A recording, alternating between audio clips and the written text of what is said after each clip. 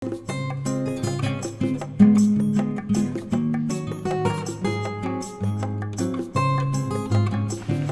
сайн манайхаа энэ өдрийн мэндийг хүргэе.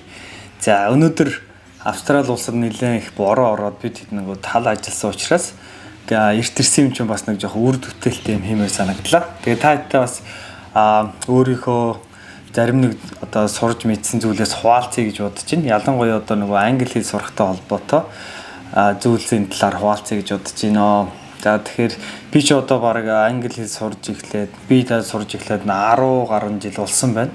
Тэгэхээр энэ хугацаанд одоо эргээд харахад хамгийн гол гэж бодсон зүйлсээ та хэвтээс хуваалцахыг хүслээ. Магадгүй та заримд нь бас хэрэг болох байхаа гэж бодож байна. За миний хамгийн чухал гэж бодож байгаа зүйлсийн нэг бол юуны төрөнд яагаад англи хэл сурах гээд байгаагаа тодорхой болох хэрэгтэй юм санагдсан. Яагаад тэгэхээр би ч гэсэн өмнө нь болохоор одоо анх англи хэл сурахад яадаг байсан гэхээр эргэн тойрны бүх хүмүүс нөгөө англи хэл сурна гэдэг. Хүмүүсээс сурах ёстой гэж зөвлөд идэг те. Аав ээж ах эгч нар гэтээ яагаад гэдгийг нь ойлгохгүйсэн те. Магадгүй ингээд тэднэрийнхээ зөвлөгөөд дагаад сурах гад эхэлж болно.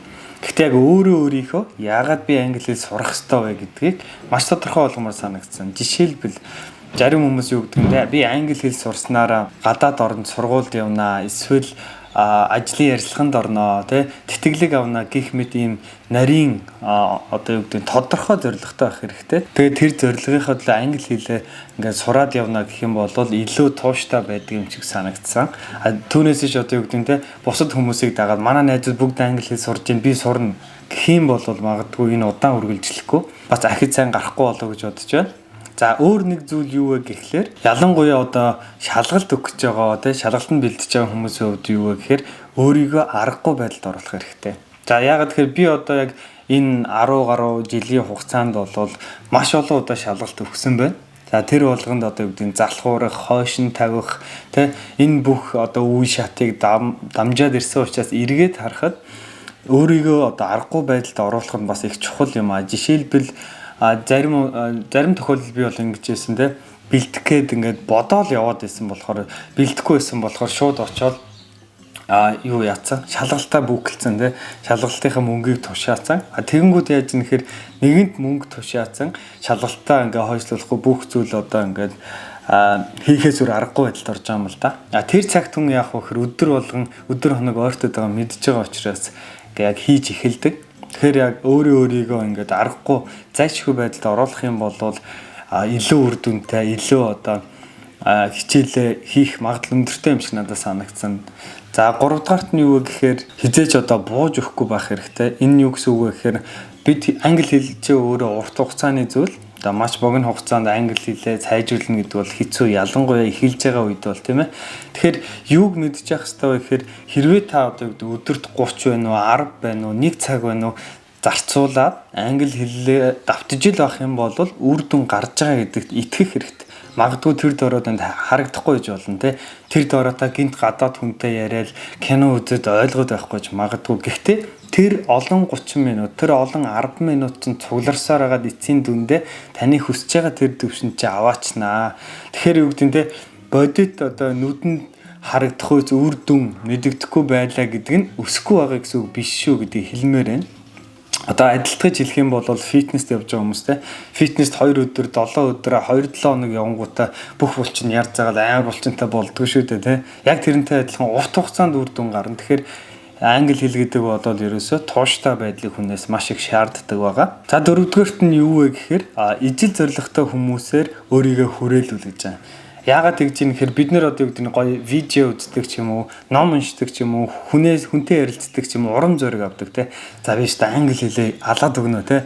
Одоо ястай зүгээр дорн хийгээл, дорн сураал, шалгалтаа гяс өгөөл, гадагшаа яваал, Америк яваал, Австрали, Канада яваал гэл ингээд урам зоригтой ингээ хэсэг хугацаанд явдаг. Гэхдээ яадаг вэ гэхээр буцаал ич хүч маань буураад яг л энгийн урсгалаараа явдаг болчдөг. Энэ яагаад тэгж юм гэхээр биднэрт одоо нөгөө урам зориг дутчихна. Хоёрдугаар урам зориг гэдэг чинь одоо гаднаас авч болно, дотроосоо бас өөрийгөө идэвхжүүлж болдог. Тэгэхээр гаднаас авах урам зориг хаанаас ирэх вэ гэхээр хүрээлэн байгаа хүмүүсээс, орчноос ирдэг.